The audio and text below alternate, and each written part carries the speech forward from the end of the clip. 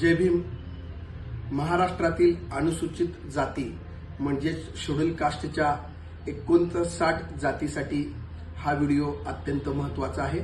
कारण नुकतंच अनुसूचित जाती उपवर्गीकरणाच्या संदर्भात जी समिती नेमली होती त्या समितीचा अहवाल नुकताच महाराष्ट्र राज्य शासनाने स्वीकारलेला आहे आणि त्याच्या संदर्भात आजचा हा व्हिडिओ आहे. अत्यंत महत्त्वाचा आहे. कृपया आपण शेवटपर्यंत पाहावे. जय भीम. मी प्रवीण कांबळे, अध्यक्ष बहुजन स्टुडंट फोरम. सर्वोच्च न्यायालयाने दिनांक 1 ऑगस्ट 2024 रोजी अनुसूचित जाती उपवर्गीकरणाला संमती दिलेली आहे.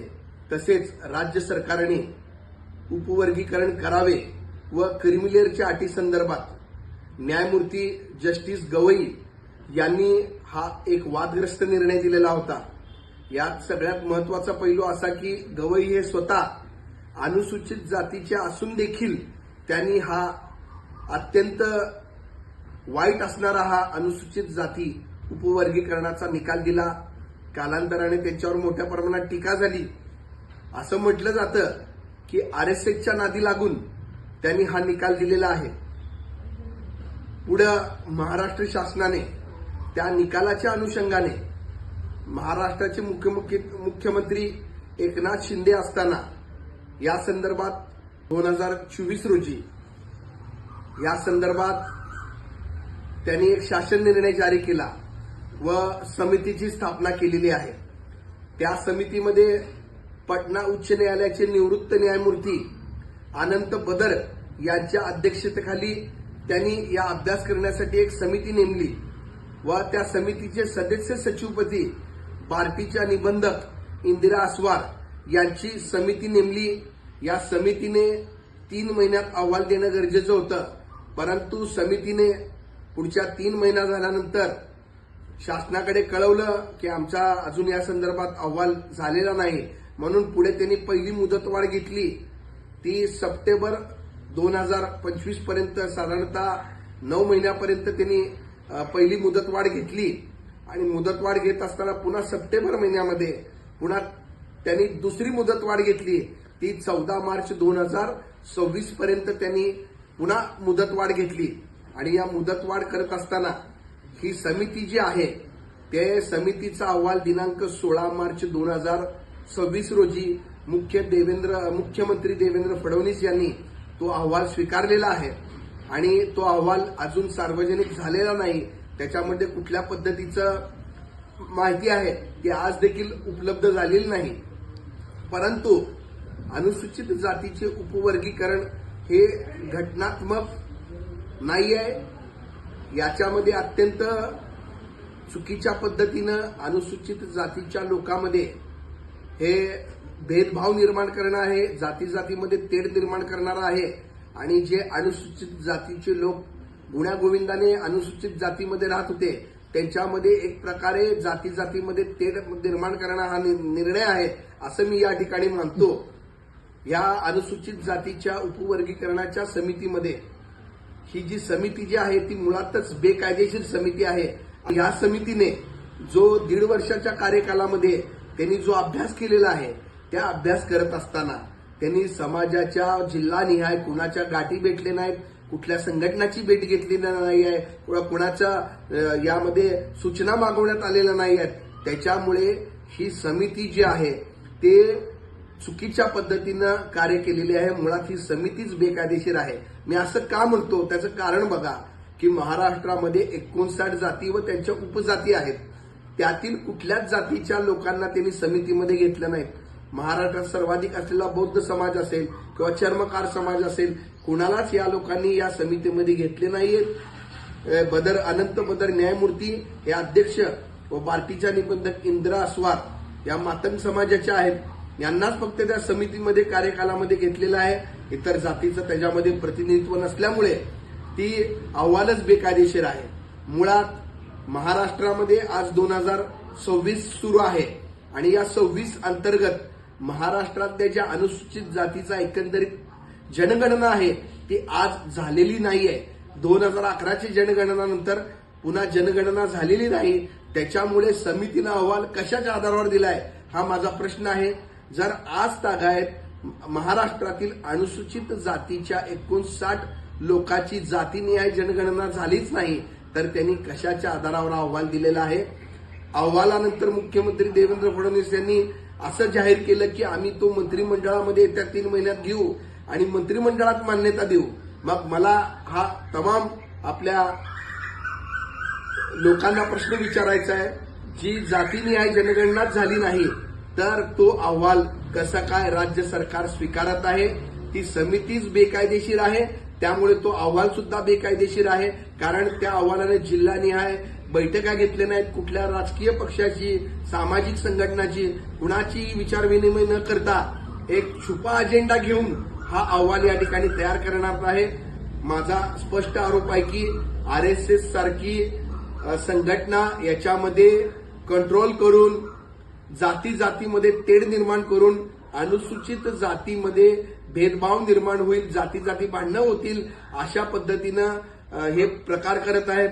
महाराष्ट्रात वास्तविक पाहता अनुसूचित जातीचं 13% आरक्षण मिळतं आणि आरक्षण मिळत असताना त्या 59 जातीच्या सर्व लोकांना 13%चा लाभ मिळणं अनिवार्य आहे आणि मिळत आलेला आहे. परंतु यांनी खोटा प्रचार चालू केला की अनुसूचित जातीमधले ठराविक जातींनीच फक्त आरक्षणाचा लाभ घेतलेला आहे आणि इतर जातींना लाभ ह्याच्यामुळे मिळत नाही.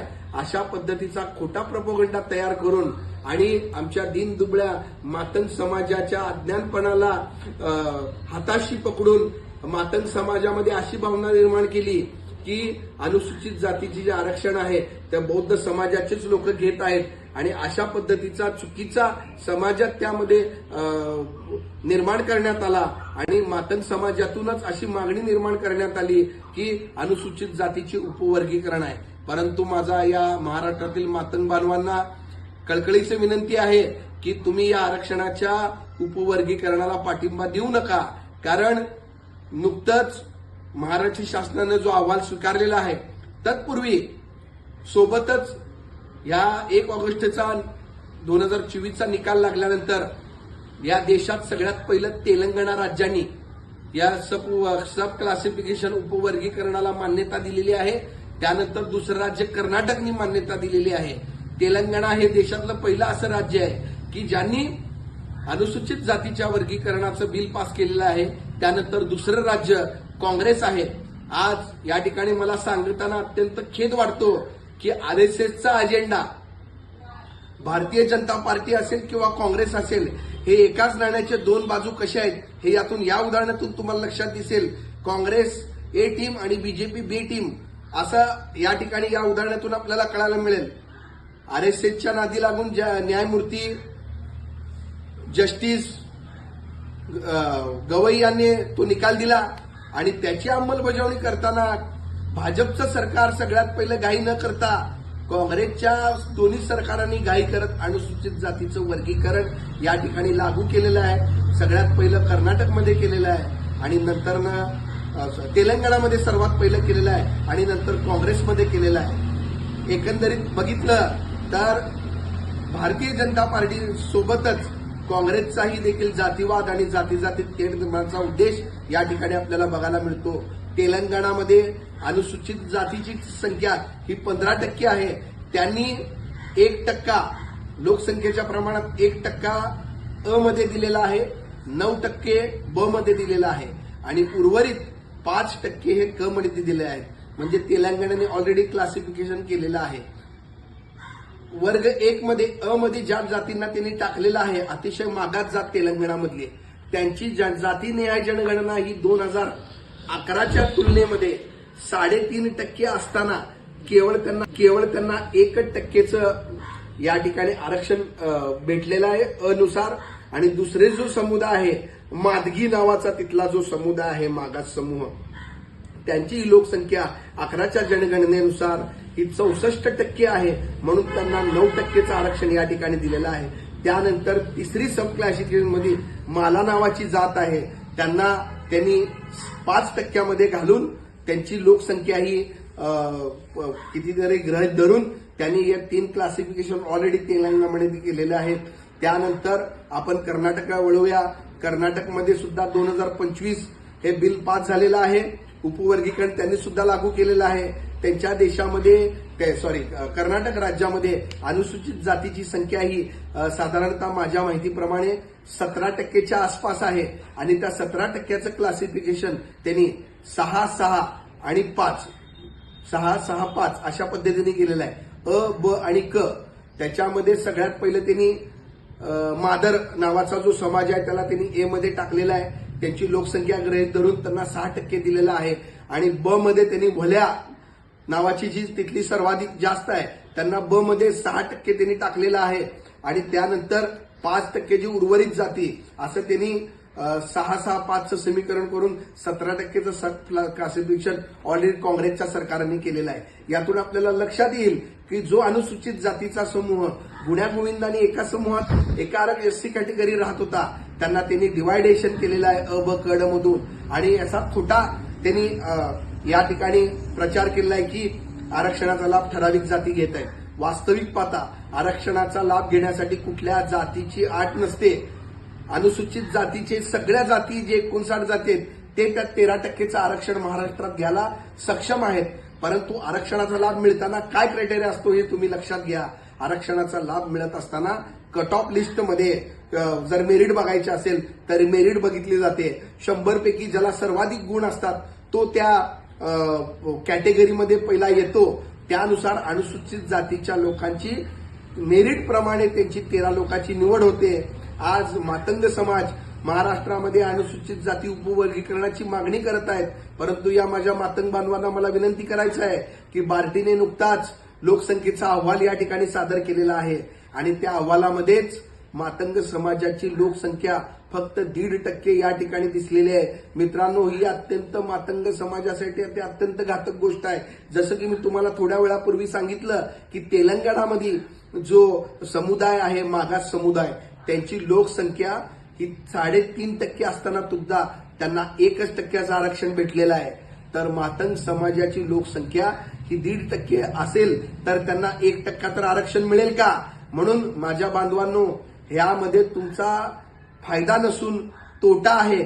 आजच्या या 13% आरक्षणामध्ये मातंग समाजाच्या 13च्या 13 मुलांना ऍडमिशन घेण्याची आणि नोकरी मिळण्याची संधी आहे. परंतु त्या मेरिटपर्यंत आली तर, आणि आज जर मातंग समाजाने ती मेरिट कव्हर केली तर एससी कॅटेगरीचं 13च्या 13%चं आरक्षण त्यांना मिळू शकते.